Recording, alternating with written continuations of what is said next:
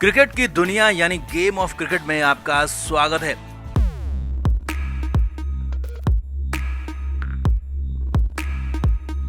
Kanpur test match team India की मुट्ठी में दिख रहा था। कानपुर में जीत पक्की दिख रही थी, मगर आखिरी 8 ओवर्स में खेल हो गया। जी हां, कहां तो भारतीय टीम आसानी से जीतती और कहां अंत में मैच हाथ से फिसल गया और हार हो गई। जी हां, ये मैच ड्रॉ नहीं है, ये टीम इंडिया के लिए हार के बराबर है। कानपुर टेस्ट मैच में कुछ ऐसा ही हुआ और इसके लिए कप्तान अजिंक्य रहाणे को जिम्मेदार ठहराया जा रहा है। हालात ये हैं कि रहाणे की कप्तानी को बेहद डरा हुआ कहा जा रहा है, बेहद धीमी कप्तानी कहा जा रहा है। तो क्या हुआ कानपुर टेस्ट मैच में ऐसा? अचानक 5वें दिन कैसे पलट गई बाजी, सब कुछ आपको बताते हैं, दिखाते हैं। आप इस वीडियो को शेयर करें और कमेंट करके अपनी राय जरूर दें कि कानपुर टेस्ट मैच गंवाने के पीछे जिम्मेदार कौन है, कमेंट जरूर करें। तो कानपुर में आखिरी दिन टीम इंडिया की जीत पक्की दिख रही थी, क्योंकि स्पिन फ्रेंडली ट्रैक पर आखिरी दिन कीवी टीम को जीत के लिए 284 रन बनाने थे, जो कहीं से भी संभव ही नहीं था। और ऊपर से भारत के पास 3 क्वालिटी स्पिनर, जिन्हें खेलना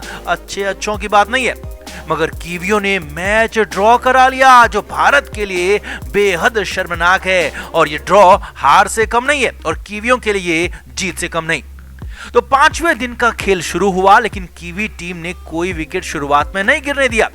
कीवी टीम दमदार तरीके से आगे बढ़ रही थी। अब 5वें दिन करीब 1.5 सेशन तक हो चुका था और सिर्फ 2 ही विकेट गिरे हुए थे। 118 रन बन चुके थे।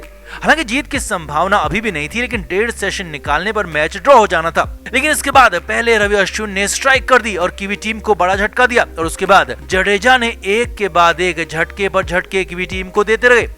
अब जो कीवी टीम सॉलिड दिख रही थी, अचानक से ढेर होने लगी। जी हां, 118 पर तीसरा विकेट गिरा तो 125 पर चौथा, 126 पर पांचवा और 128 रन पर छठा विकेट गिर गया। हालात अचानक कीवी टीम के लिए मुश्किल हो गए। हार यहां पर उनकी तय हो गई।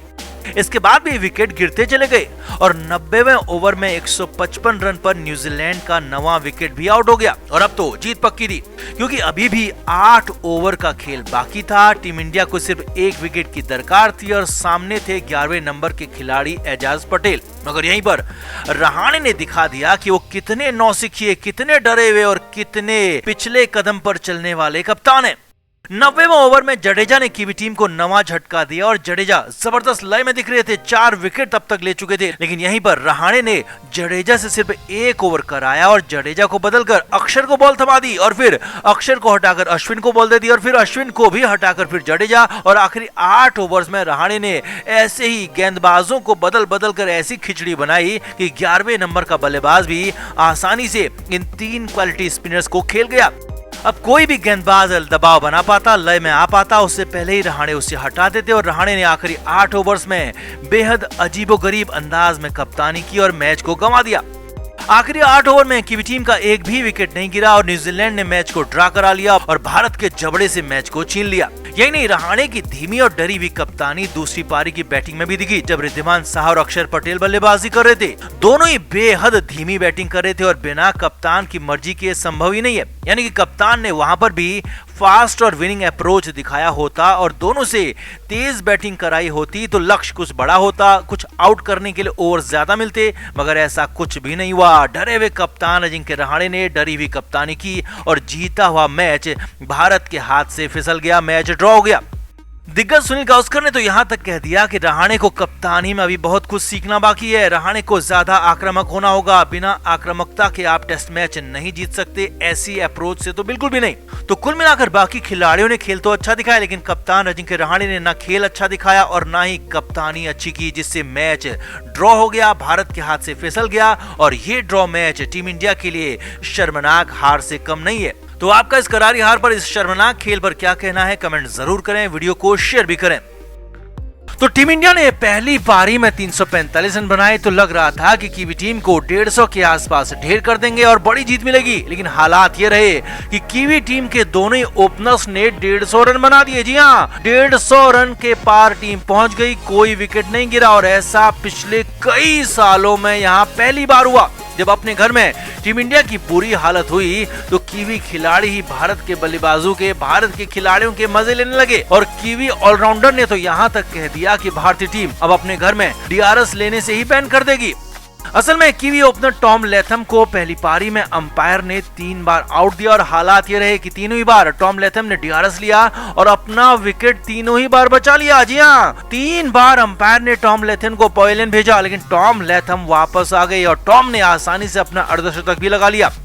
अब ये हालात देखकर न्यूजीलैंड के ऑलराउंडर जिमी निशाम ने कहा कि अगर टॉम लैथम यहाँ पर शतक बना लेते हैं तो फिर तो भारतीय टीम डीआरएस को ही अपने देश में बैन कर सकती है, डीआरएस लेने से इनकार कर सकती है। हालांकि इसके साथ जिमी निशाम ने इमोजी भी बनाई थी, यानी कि वो इसे मजाक में कह रहे थे, लेकिन ये बात पूरी तरह से यहाँ पर सच साबित हो रही थी, क्योंकि कीवी टीम भारतीय टीम के मजे ले रही थी और इसकी वजह भी थी। भारत के स्टार खिलाड़ियों से, स्टार गेंदबाजों से सजी टीम इंडिया एक सिंगल विकेट तक नहीं निकाल पाई और थकी हुई हालत में गेंदबाजी करती रही। अब कंडीशन ये है कि कानपुर में अपने ही घर में टीम इंडिया की जीत की संभावना काफी दूर दिख रही है और अगर कंडीशन ऐसे ही आगे बढ़ी तो भारतीय टीम कानपुर में ये मुकाबला हार भी सकती है। जी हां, टीम इंडिया कानपुर में ये मुकाबला हार भी सकती है। कीवी ओपनर्स ने शानदार बैटिंग की है। दूसरी पारी में भी अगर भारत के बड़े बल्लेबाज ढेर हो जाते हैं तो फिर टीम इंडिया अपने घर में कानपुर की स्पिन फ्रेंडली विकेट पर बड़ी और करारी हार भी झेल सकती है। तो आपका क्या मानना है, क्या टीम इंडिया यहां से भी मैच जीत सकती है? क्या कीवी खिलाड़ियों का भारतीयों के खराब खेल पर मजा लेना ठीक है कि नहीं? कमेंट करके आप भी जरूर बताएं और वीडियो को शेयर भी करें। अब भारत न्यूजीलैंड की सीरीज से टीम इंडिया में राहुल द्रविड़ युग की शुरुआत हुई है। राहुल द्रविड़ ने पहले T20 सीरीज में कोचिंग की और अब टेस्ट सीरीज में पहली बार टीम इंडिया के हेड कोच बने।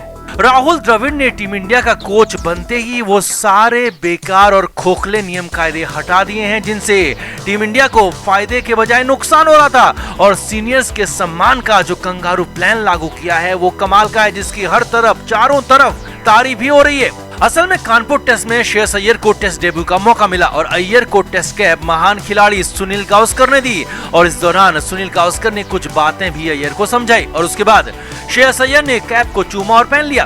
अब कभी भी किसी भी खिलाड़ी को टेस्ट कैप या फिर कोई भी और कैप दी जाती है तो उसके लिए ऐसे ही सेरेमनी आयोजित की जाती है, मगर यहाँ पर खास था पूर्व दिग्गज सुनील गावस्कर का होना। जी हाँ, अब तक रवि शास्त्री के दौर में किसी भी खिलाड़ी को टेस्ट, वनडे या फिर T20 कैप दी जाती थी तो टीम के ही कप्तान या फिर किसी कोच की तरफ से उन्हें कैप दी जाती थी और रवि शास्त्री के हेड कोच रहते, विराट कोहली के कप्तान रहते, टीम इंडिया में यही कल्चर लागू था। टीम के कोच और कप्तान को सबसे ऊपर माना जाता था और पूर्व खिलाड़ियों या फिर सीनियर्स को, महान खिलाड़ियों को टीम के आसपास आने ही नहीं दिया जाता था, मगर यहाँ पर राहुल द्रविड़ ने आते ही सब कुछ बदल दिया।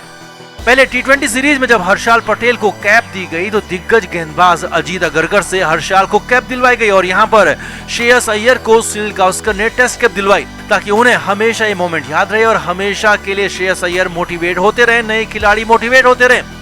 ऑस्ट्रेलियाई टीम में हमेशा से यही कल्चर लागू है, वहां के पूर्व खिलाड़ी ही नए खिलाड़ियों को कैप देते हैं। Shane Warne, Mark Waugh, Steve Waugh, Ricky Ponting जैसे दिग्गज नए खिलाड़ियों को कैप देते हैं और यही कंगारू प्लान अब राहुल द्रविड़ ने भारतीय टीम में भी लागू कर दिया है। श्रेयस अय्यर का कहना है कि ये मौका मेरे लिए बेहद खास था और सुनील गावस्कर सर से कैप मिलना मेरे लिए सपना सच होने जैसा है।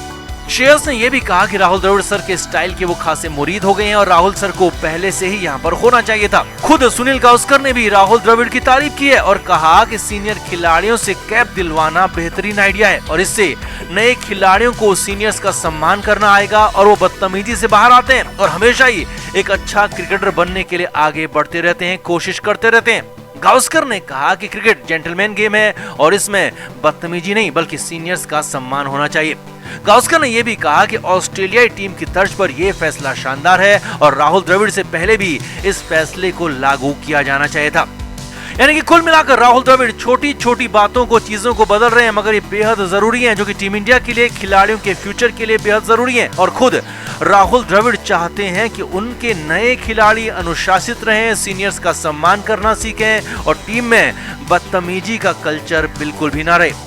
तो आपका राहुल द्रविड़ के इस खास कंगारू प्लान और अंदाज पर क्या कहना है, कमेंट करके जरूर बताएं, वीडियो को शेयर भी करें।